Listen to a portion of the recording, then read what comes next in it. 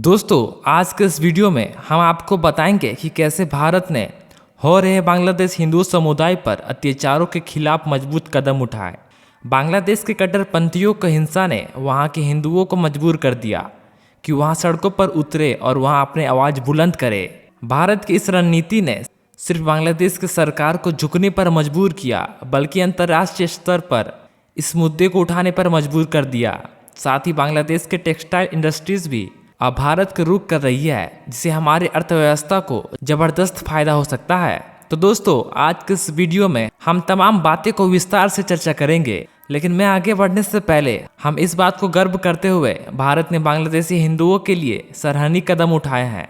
Video को like करें और कमेंट बॉक्स में जय हिंद जरूर लिखें। दोस्तों, याद रखें, जय हिंद का नाम हमारे लिए गर्व की बात है। दोस्तों, पिछले कुछ समय से बांग्लादेश में हिंदू समुदाय पर अत्याचारों की घटनाएं बढ़ती जा रही थी।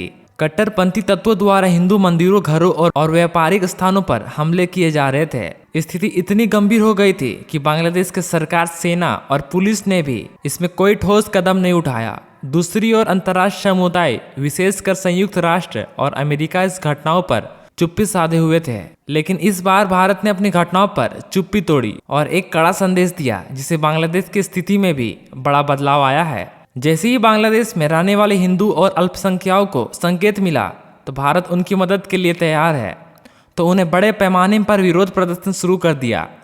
इन प्रदेशों में हजारों की संख्या में लोग शामिल हुए और उन्होंने जय श्री राम, हरे कृष्ण के नारे लगाते हुए बांग्लादेश की सड़कों को भर दिया। यह विरोध इतना व्यापक और संगठित था कि बांग्लादेश की अंतरिम सरकार को भी इस पर ध्यान देना पड़ा।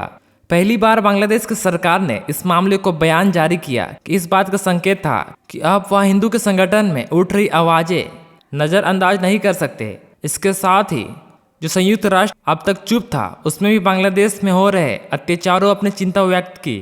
अंतर्राष्ट्रीय समुदाय का ध्यान इस मुद्दे पर केंद्रित होते ही बांग्लादेश की सरकार की स्थिति और भी गंभीर हो गई। भारत ने बांग्लादेश के हिंदुओं की सुरक्षा के लिए जो कदम उठाए, उनका प्रभाव तत्काल देखने को मिला।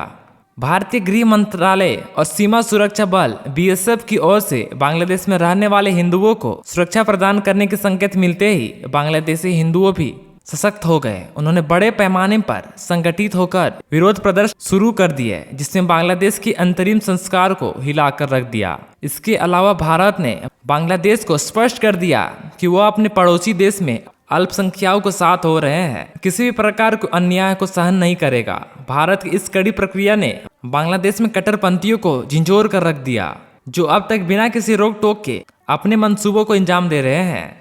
बांग्लादेश के टेक्सटाइल इंडस्ट्री, जो वैश्विक स्तर पर अपने सस्ते और उच्चकों कपड़े के लिए प्रसिद्ध है, इन दोनों गंभीर संकट का सामना कर रही है। राजनीतिक हिंसा और अल्पसंख्यकों का खिलाफ हो रहे हैं अत्याचारों ने इस इंडस्ट्री पर बुरा असर डाला है। कई फैक्ट्रीज अपने उत्पादन को रोक दिया है और वो अपने गतिविधियों को भारत में स्थानांतरित करने की योजना बना रही है। भारत के लिए ये बड़ा अवसर है, क्योंकि बांग्लादेश से आने वाले ये उद्योग भारत के वस्त्र के नया जीवन दे सकते हैं। भारत सरकार भी इस मौके पर पूरा फायदा उठाने की कोशिश कर रही है। देश में पहले से ही टेक्सटाइल इंडस्ट्रीज के लिए अनुकूल माहौल है। बांग्लादेशी उद्योगों को यहां आने से भारतीय व्यवस्था को भी लाभ होगा।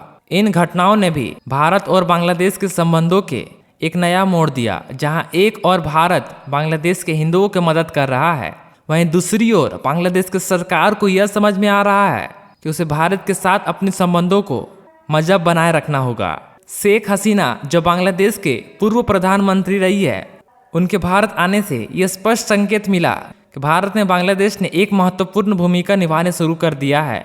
अब बांग्लादेश के अंतिम सरकार को भारत के साथ सहयोग बनाने की जरूरत महसूस हो रही है, ताकि इस देश में स्थिरता लाई जा सकती है और कट्टरपंथियों को काबू किया जा सके।